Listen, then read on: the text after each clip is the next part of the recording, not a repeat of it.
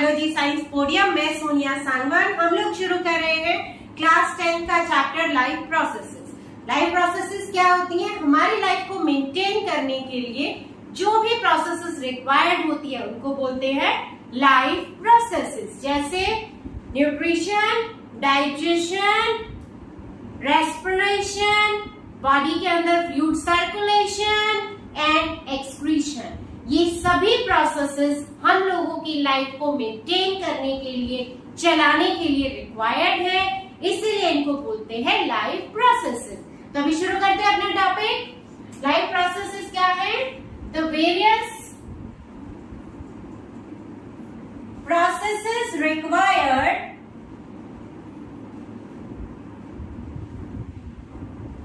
for the maintenance of life, for the maintenance of life, like क्या बोला अभी हमने? Nutrition, nutrition. सेकेंड आप डाइजेशन इसमें बोलेंगे। What else is required? respiration, then circulation and excretion. All these processes are required for maintenance of our life. इनके बिना हमारी लाइफ चल पाना मुश्किल है। तो ये सारी प्रोसेसेस मिलकर हमारी लाइफ को मेंटेन करती हैं, इनको बोलते हैं लाइफ प्रोसेसेस। तो इस चैप्टर में हम इन सब के बारे में डिटेल पढ़ेंगे। शुरू करते हैं न्यूट्रिशन से। तो न्यूट्रिशन क्या होता है? Intake of food is called nutrition. Intake of food is called nutrition. Food के इंटेक को क्या बोलेंगे? न्यूट्रिशन। और न्यूट्रिशन कैसे होता है, कितनी टाइप्स का होता है? Actually it's of 2 types. Nutrition की टाइप्स कितनी है? It's basically of 2 types. कौन कौन सी types? One is autotrophic nutrition and the second one is heterotrophic nutrition. Heterotrophic nutrition. Autotrophic nutrition क्या होता है?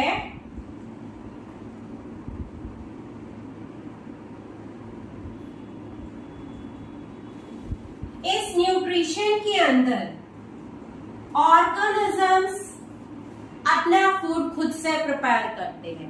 जनरली हम इसमें प्लांट्स के बारे में पढ़ते हैं, but there are few organisms as well, like euglena. In presence of sunlight euglena can prepare its food.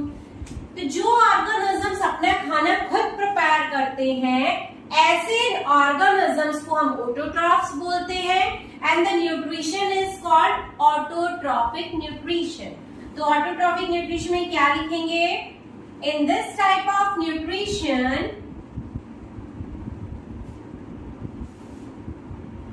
organisms prepare their own food. Organisms prepare their own food. जो फूड का preparation है, that can be in presence of sunlight or maybe in absence of sunlight. तो absence of sunlight में कैसे खाना बनाएंगे? They use chemical energy. That means जो autotrophic nutrition है could be of 2 types. One is photoautotrophic which is in presence of sunlight and the second one is chemoautotrophic. वो किसकी presence में होगा? केमिकल एनर्जी की प्रेजेंस में। Means autotrophic nutrition is of 2 types. Is of 2 types. One is photoautotrophic and the second one is chemoautotrophic.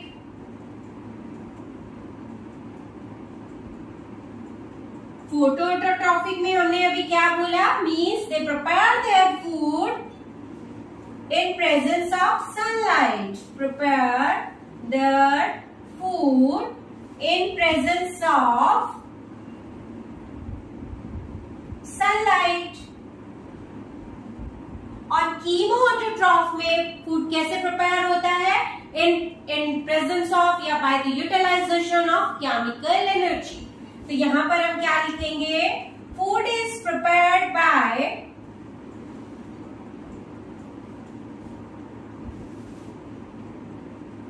The utilization of chemical energy.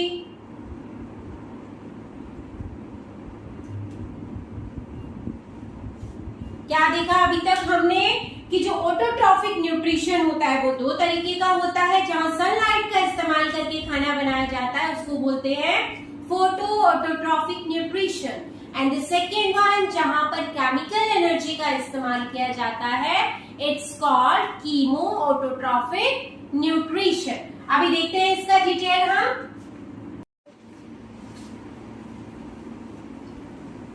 अभी देखते हैं autotrophs किस तरीके से खाना बनाते हैं, how they prepare their food.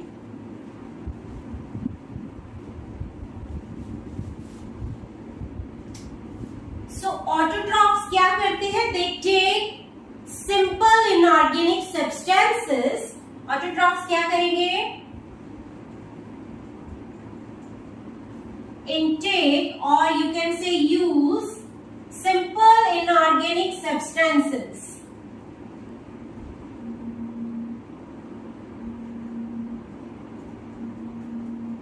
and simple inorganic substances को convert करेंगे, convert into complex high energy substances.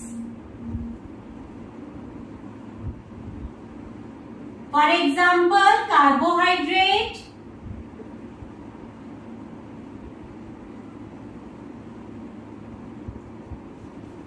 और जो ऑर्गेनिजम्स अपना फूड खुद से प्रिपेयर करते हैं उनको हमने अभी क्या बोला था, autotrophs. The organisms prepare their food. The organisms which prepare their food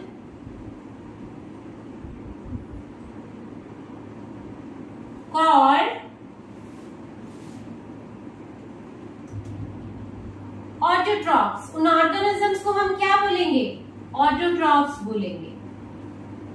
generally आप इसमें ग्रीन प्लांट का एग्जांपल ले सकते हो, ग्रीन प्लांट्स. और ग्रीन प्लांट्स अपना खाना खुद बनाते हैं, उस प्रोसेस को क्या बोलते हैं, फोटोसिंथेसिस. तो फोटोसिंथेसिस क्या होता है,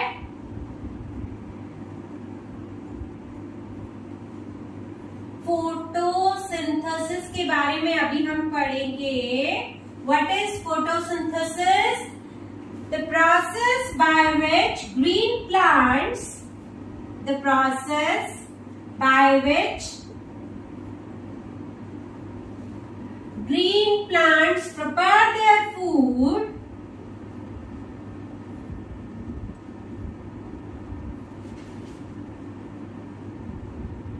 in presence of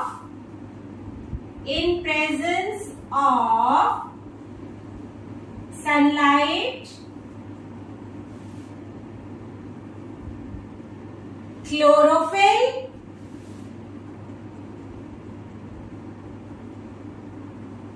carbon dioxide and water. So green plants अपना फूड कैसे प्रिपेयर करते हैं, उसके लिए क्या क्या चीजें रिक्वायर्ड होती हैं. Green plants can prepare their food in presence of sunlight. इसीलिए हम उनको क्या बोलते हैं, फोटो ऑटोट्रॉफ्स. क्या बोलेंगे, फोटो ऑटोट्रॉफ्स. और सनलाइट के अलावा उनको क्लोरोफिल चाहिए। क्लोरोफिल ग्रीन प्लांट्स में ऑलरेडी होता है। कहाँ होता है अभी हम देखते हैं। CO2, carbon dioxide is required and water is required. Water and minerals they are taken from the soil by the plants in dissolve form. Water के साथ डिसॉल्व होके वाटर एंड मिनरल्स जो होते हैं जाइलम के थ्रू प्लांट्स के various parts तक पहुंचते हैं। तो यहाँ पर हम देख सकते हैं कि जो फोटोसिंथेसिस है उसके लिए रॉ मटेरियल क्या क्या हो गया। Sunlight is required, chlorophyll is required, carbon dioxide and water is required. तो आप लिख सकते हो इसके लिए रॉ मटेरियल क्या रहेगा। Raw material for photosynthesis sunlight, और क्या चाहिए। Green colour pigment which is chlorophyll. Chlorophyll is required. CO2, carbon dioxide is required, and that is taken in by stomata. Stomata जो होते हैं टाइनी पोर्स प्रेजेंट होते हैं लीव्स पे, उससे कार्बन डाइऑक्साइड लिया जाता है and release of oxygen also occurs through those tiny pores जिनको हम स्टोमेटा बोलते हैं। ठीक है। And water and minerals.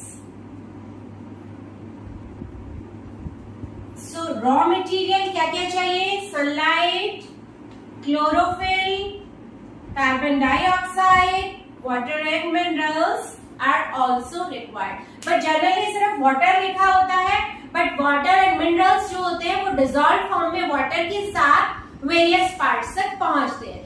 Food का प्रिपरेशन कहाँ लीव्स में हो रहा है, वहां पर डिसॉल्व फॉर्म में वाटर के साथ मिनरल्स भी पहुंच जाते हैं। तो देखते हैं किस तरीके से होता है। पहले हम देखेंगे कि फोटोसिंथेसिस के लिए जो इक्वेशन हम लिखते हैं वो कैसे लिखते हैं।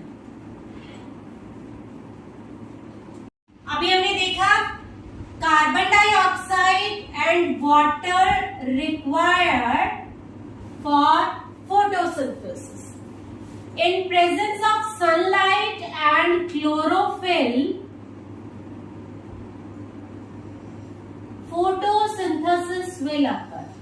Will form C6H12O6 plus 6 molecule of water will be released and oxygen will be released.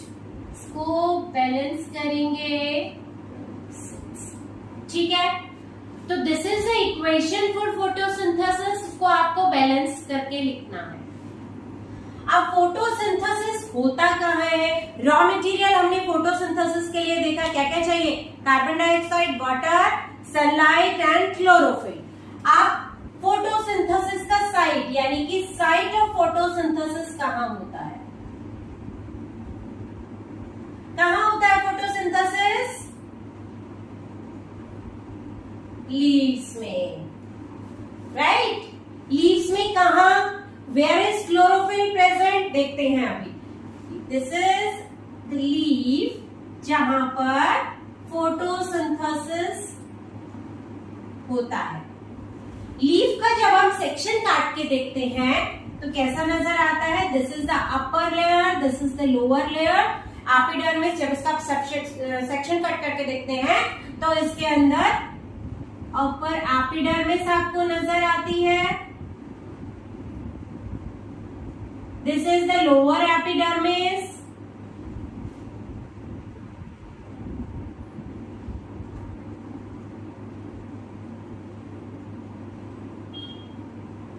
These are the tightly packed cells जिनको बोलते हैं मेसोफिल सेल्स। तो लीफ का जब आप सेक्शन कट करके देखते हैं तो उसमें आपको मेसोफिल सेल्स नजर आते हैं। यहाँ हम ये वेस्कुलर बंडल को शो कर रहे हैं। Vascular bundle, xylem and phloem is present. Again these are all mesophyll cells. Few mesophyll cells are loosely packed. ये तो हमने tightly packed mesophyll cells show किए हैं।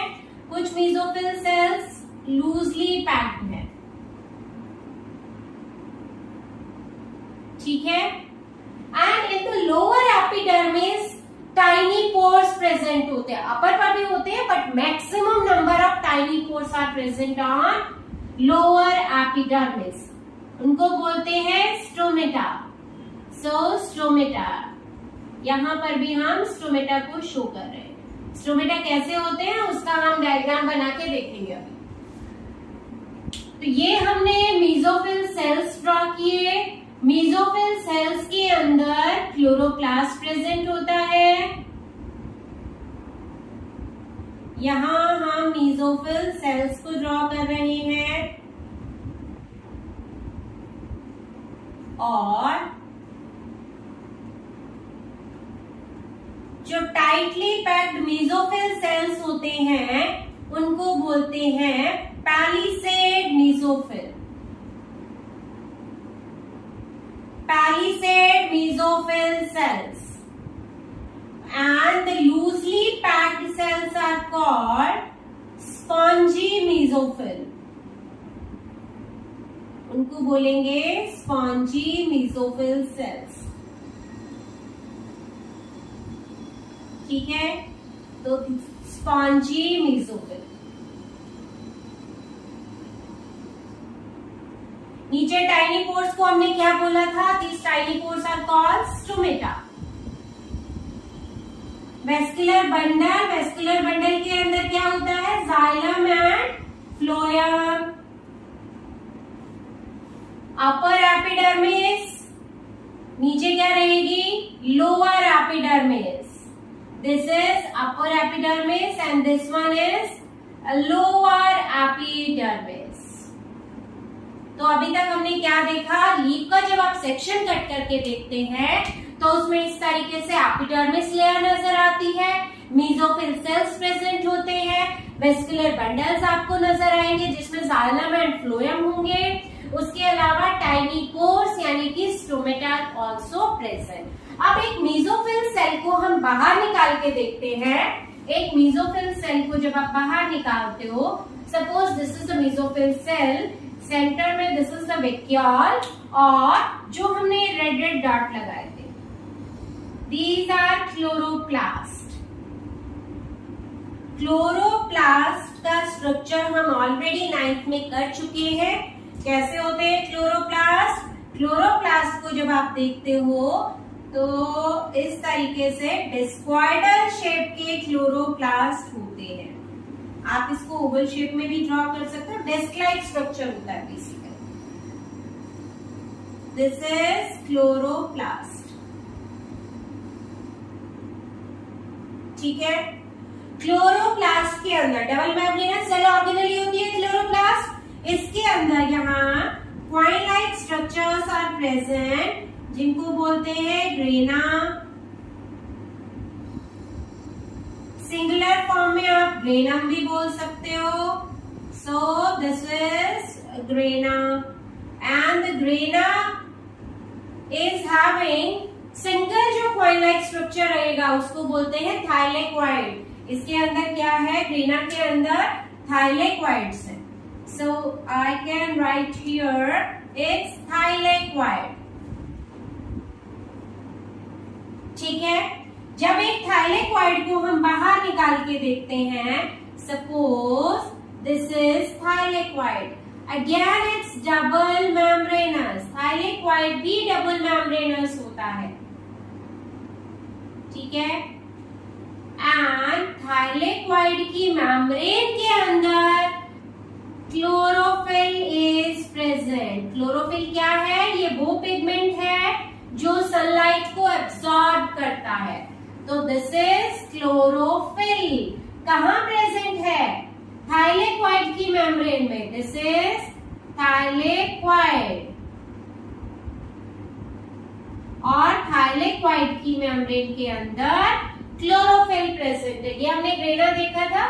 ये आपस में अटैच होते हैं बाय स्ट्रोमा लैमेली. जो यहाँ लिक्विड होता है that liquid is called stroma. So अभी तक हमने क्या देखा? फोटोसिंथेसिस होता कहाँ है, क्लोरोफिल उसमें कहाँ प्रेजेंट होता है लीफ में। जब आप लीफ के अंदर गए, उसका सेक्शन कट करके देखा, आपको मेसोफिल सेल नजर आए। मेसोफिल सेल के अंदर जब गए तो वहां पर आपको क्लोरोप्लास्ट नजर आए। क्लोरोप्लास्ट में ग्रेना वाज प्रेजेंट। ग्रेना के अंदर थाइलेकोइड प्रेजेंट है एंड थाइलेकोइड में की मेम्ब्रेन के अंदर क्लोरोफिल है, जो कि सनलाइट को एब्सॉर्ब करता है and takes part in photosynthesis. अगर क्लोरोफिल नहीं होगा तो फोटोसिंथेसिस पॉसिबल नहीं है। तो फोटोसिंथेसिस कहाँ हुआ, फोटोसिंथेसिस के लिए जो पिगमेंट है वो कहाँ प्रेजेंट हुआ, वो थाइलेकोइड की मेम्ब्रेन में प्रेजेंट है क्लोरोफिल। अब देखते हैं क्लोरोप्लास्ट के अंदर क्लोरोफिल तो यहाँ प्रेजेंट है, सनलाइट तो थाइलेकोइड में एब्सॉर्ब होगी। तो जो फोटोसिंथेसिस है वो 2 स्टेप में होता है basically. One step which occurs in presence of sunlight, जिसको हम लाइट रिएक्शन बोलते हैं। सेकेंड प्रोसेस जो है डार्क रिएक्शन, जो कि एब्सेंस ऑफ सनलाइट में होती है। अभी देखते हैं कैसे होता है फोटोसिंथेसिस। हम देखते हैं फोटोसिंथेसिस में कितने पार्ट्स होते हैं। Photosynthesis it occurs in 2 steps basically. One is light reaction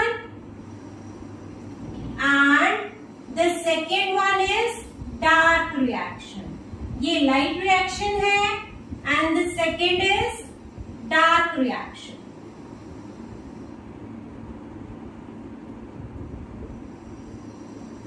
Light reaction में intake of water and sunlight. Sunlight is absorbed by the pigment. Pigment का नाम क्या था, chlorophyll. Water is taken in and oxygen is liberated or released out. इसके अलावा light reaction के अंदर NADPH and ATP का formation होता है, which is utilized in dark reaction. And dark reaction में carbon dioxide is reduced to form carbohydrate, और you can write here sugar और स्टार्च, आप लिख सकते हो C6H12O6। ठीक है, तो इस तरीके से फोटोसिंथेसिस 2 स्टेप्स में कंप्लीट होता है। One is light reaction and the second one is dark reaction. इसको आप डायग्रामेटिकली भी देख सकते हो। अभी हमने जो डायग्राम बनाया था किसका, क्लोरोप्लास्ट का, तो हम क्लोरोप्लास्ट का डायग्राम ड्रॉ करते हैं। डिस्क्वाइडल शेप, आप इसको इस तरीके से ड्रॉ कर सकते हैं। यहाँ लाइट रिएक्शन हमने कहा बोला था, लाइट रिएक्शन कहाँ होती है, जहां पर पिगमेंट मिलेगा। पिगमेंट कहाँ था, थाइलेकोइड की मेम्ब्रेन में था। तो यहाँ पर ये हम ग्रेना ड्रॉ कर रहे हैं जिसके अंदर बहुत सारे थाइलेकोइड्स हैं। तो इसके अंदर क्या होगा, इसके अंदर होगी लाइट रिएक्शन। लाइट रिएक्शन, और लाइट रिएक्शन में इनटेक क्या है, sunlight.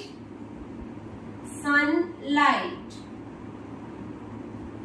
And water is absorb, oxygen is liberated. तो ऑक्सीजन का जो रिलीज होता है या लिबरेशन या रिमूवल होता है वो लाइट रिएक्शन में ही हो जाता है। उसके बाद लाइट रिएक्शन के बाई प्रोडक्ट्स हमने अभी क्या बोले, NADPH एंड ATP दोनों कहाँ कंज्यूम होंगे, कहाँ यूज होंगे, डार्क रिएक्शन में। डार्क रिएक्शन कहाँ होती है, लाइट रिएक्शन तो आपने देखा ग्रेना के अंदर या थाइलेकोइड में बोल सकते हो, एक्चुअली तो थाइलेकोइड में था pigment. And dark reaction stroma में होती है क्योंकि वहां वेरियस एंजाइम्स प्रेजेंट होते हैं। तो यहाँ पर डार्क रिएक्शन रहेगी।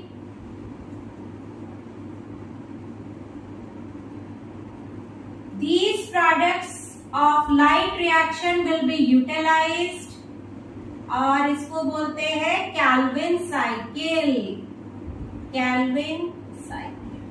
ठीक है, यहाँ पर carbon dioxide will be taken in, means carbon dioxide का रिडक्शन होगा टू फॉर्म शुगर मॉलिक्यूल और कार्बोहाइड्रेट आप बोल सकते हो।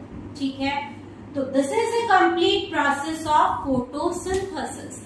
तो फोटोसिंथेसिस में क्या क्या हुआ? फोटोसिंथेसिस में during the light reaction water and sunlight is taken in and oxygen is released.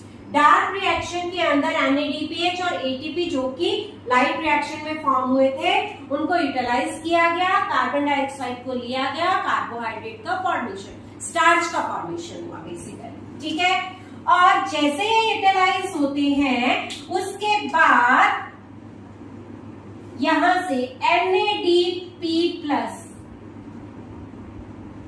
Release होता है which is again utilised by the light reaction as well as ADP+ phosphate ion। D मतलब adenosine diphosphate, जो ATP था उसमें 3 phosphate होते हैं, एक phosphate का रिमूवल होते ही वो डाइफॉस्फेट बन जाता है।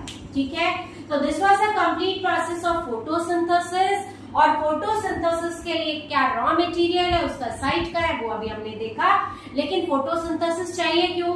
Why photosynthesis is required, What is the significance of photosynthesis? वो अभी हम देखते हैं।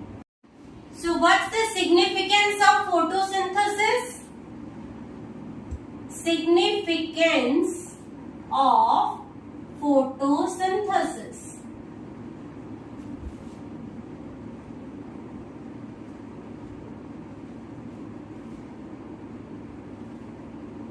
तो फोटोसिंथेसिस के द्वारा solar energy is made available to various living organisms। तो हम लिख सकते हैं by photosynthesis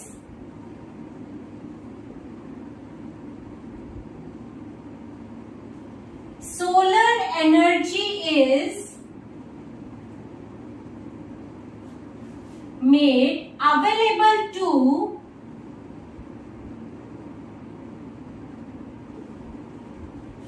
various living organisms।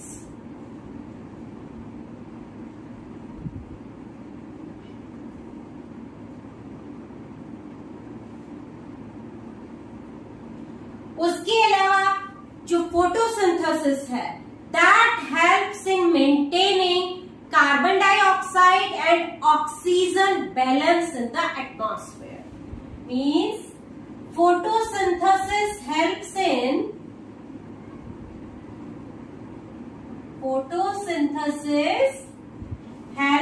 in maintaining balance of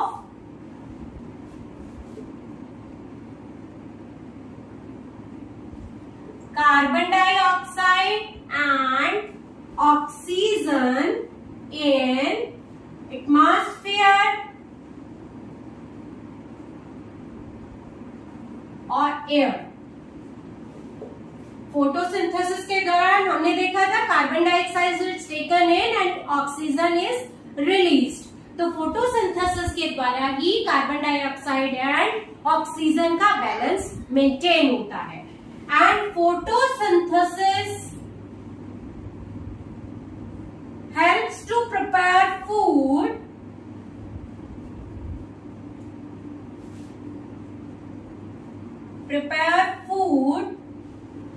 by green plants or you can say producers। Food chain की जब हम बात करते हैं तो ग्रीन प्लांट्स फूड प्रिपेयर करते हैं, हर्बीवोर ग्रीन प्लांट्स को खाएंगे, कार्निवोर हर्बीवोर को खाएंगे।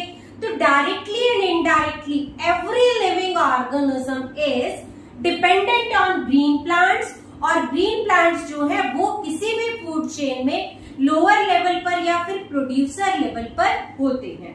तो फोटोसिंथेसिस अल्टीमेटली हर एक फूड चेन में भी उसके बेस का काम करता है।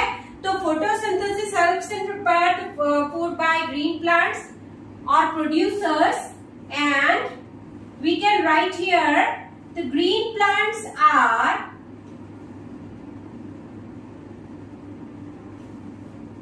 main part of food chain.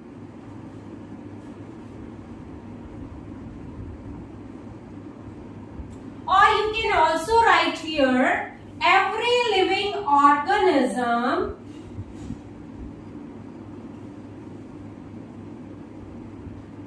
directly or indirectly depends on green plants.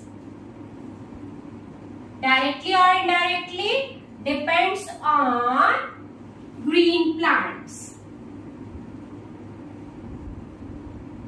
और ग्रीन प्लांट्स क्या है? प्रोड्यूसर है। ग्रीन प्लांट्स क्या करते हैं? फोटोसिंथेसिस।